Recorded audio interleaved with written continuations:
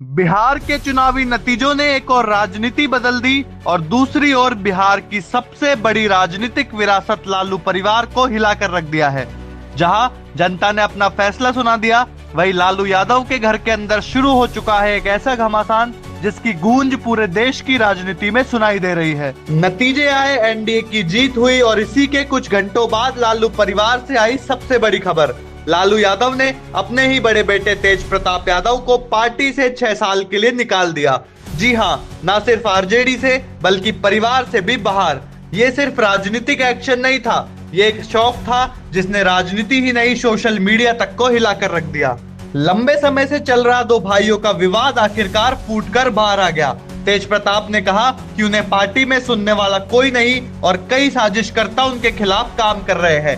वही तेजस्वी यादव ने कहा कि जो परिवार की राजनीतिक विरासत के वारिस माने जाते हैं, चुनाव के बाद चुप्पी साधे हुए हैं, लेकिन इस चुप्पी के कई मायने निकाले जा रहे हैं।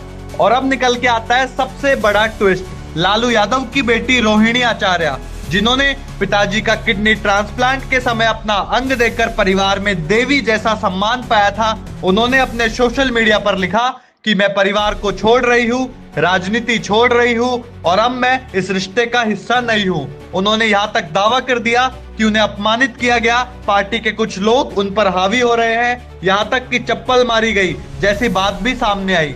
एक तरफ से उन्होंने सीधे तेजस्वी कैंप पर उंगली उठा दी। इस पूरे विवाद का सबसे बड़ा असर आरजेडी की राजनीतिक सेहत पर पड़ा है।